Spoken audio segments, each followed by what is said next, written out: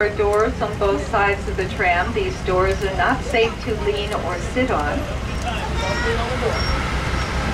And for the safety of our animals, please make sure that all your personal belongings are stored securely.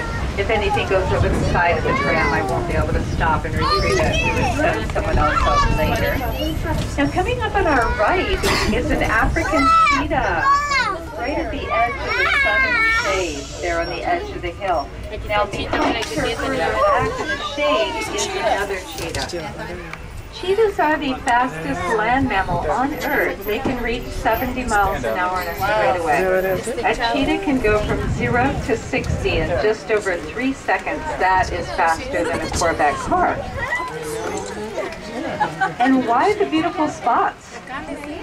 Well, spots break up the outline of the body of the animal, helps camouflage them. Even though cheetahs are extremely fast, they do have to get as close to their prey as possible because they can only maintain those high speeds for about a minute at the very most. Born here. Now, what do cheetahs hunt? Well, cheetahs are very lightweight, only about 100. Now, depending on the species of gazelle, they can run between 50 and over 60 miles an hour, very, very fast. They even have a black racing stripe on their side. Now, that's called adaptation. They become very fast because they've been escaping cheetahs for eons of time. Down on our right are greater flamingos, pretty in pink. And if you notice out towards the middle of the water, it's being aerated. We reclaim, recycle as much of our water as possible here.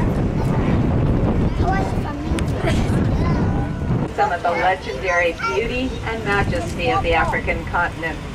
We'll be observing animals and birds from the South African savanna, the Sahara Desert of North Africa, and the tropical forest of Central Africa. You'll see extraordinary diversity, and we're going to take a look at how some of these animals have adapted to surviving in their habitats. And that little mule deer on the right has adapted to this area. It's a native animal, but it's adapted to taking advantage of the free lunch program here at the park. On the grass down below on our left are brown hornbills, or black with red on their. There's a rhinoceros at the edge of the water, lying in the water across to our left. This is the time of day where she'll be getting up any time because she's just been there to cool off on a hot afternoon. She is a northern white rhino, and she is one of the most critically endangered climbers. And way off to your left, there's an ostrich. Now, ostrich are the only two-toed birds remaining on the planet. They're a primordial bird. They can be 7 to 9 feet tall. They will weigh 2 to 300 pounds. Underneath the tree to your right is a group or a flock of. Now, giraffes are somewhere between 15 and 18 feet tall. As you can imagine, it takes a very high blood pressure to pump blood up and down those long legs and long necks. And the heart of an adult giraffe is about the size of a Thanksgiving turkey, one of the largest hearts of any land mammal.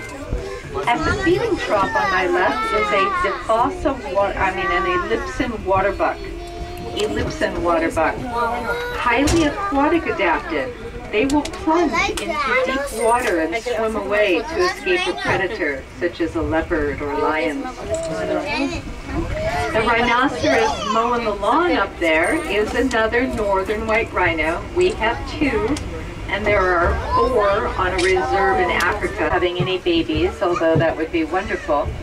Now notice his head is very, very the second most responsible for human deaths by a 4-legged mammal. Cape buffalo join forces to fight off danger. It's called mobbing.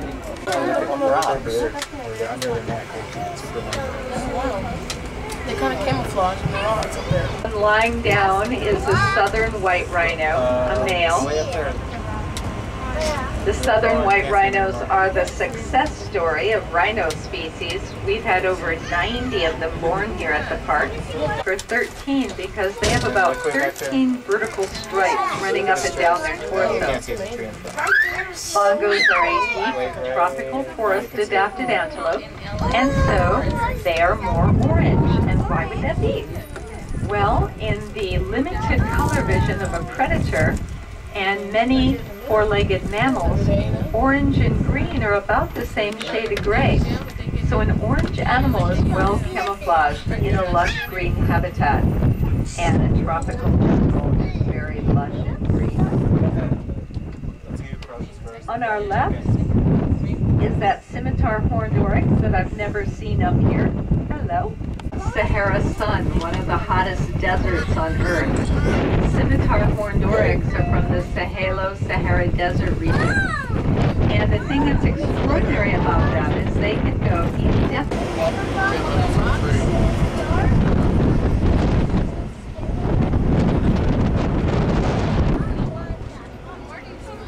If you look way forward and way out to your left, that big valley on the left is our male northern white rhino, and again you can see very large head. Male deer have antlers. Antlers are branched. They have many plenty. They can run 60 miles an hour. Those are springbok. Springbok, true to their name, can spring or jump about 2 yards. And when possible, we do help reintroduce them into their native habitats. But we can only do that if the government where they're from is stable enough to guarantee them and make sure that they're not involved in. There are many different reasons why they're going through a difficult time. It can be loss of habitat, climate change, diseases from domesticated animals, or hunting and poaching, as with tigers and rhinoceros, or simply human encroachment. Now I'm going to mention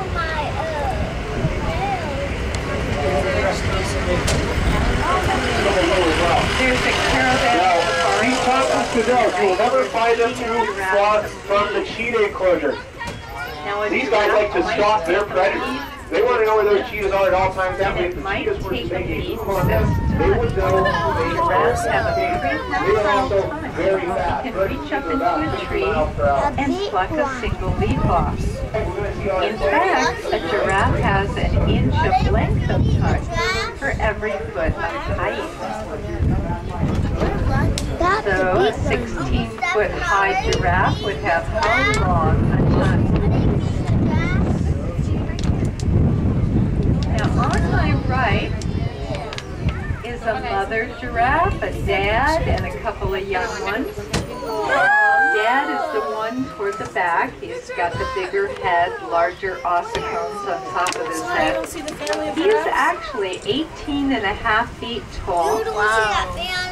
And most of us on this tram could walk right under his chest without ducking our head.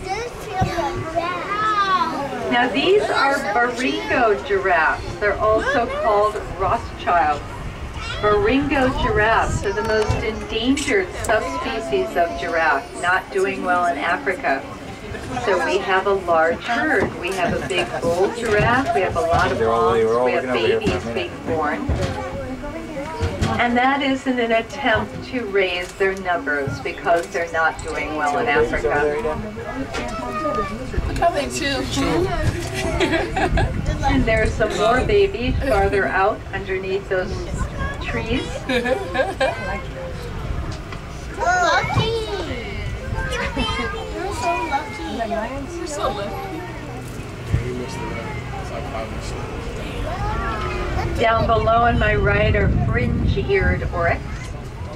They have a fringe at the tip of their ears. If one animal spots a predator, it will stand in an alert position, face the predator, and that lets the other animals know that there's a predator approaching and where it's approaching from. Giraffes also are the lookout towers for other animals. Giraffes are not only much taller, they have excellent eyesight. So the smaller animals will look to the giraffes to see if they are alert to danger approaching.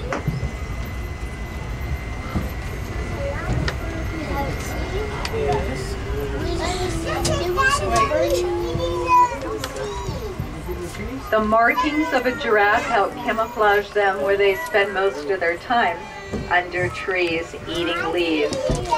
If you look at the broken pattern of light and shade created by the sun coming through a canopy of a tree, that is a perfect pattern to camouflage a giraffe.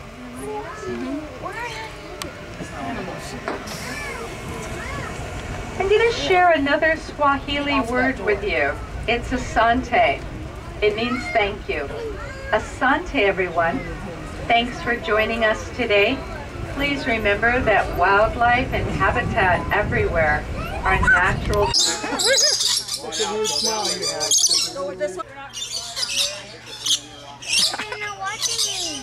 That's okay. Look at me. Look.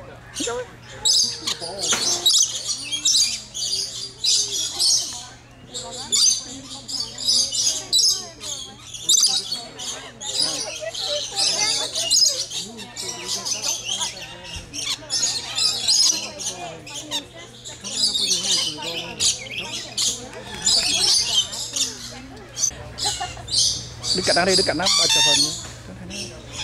Dekat dah. No.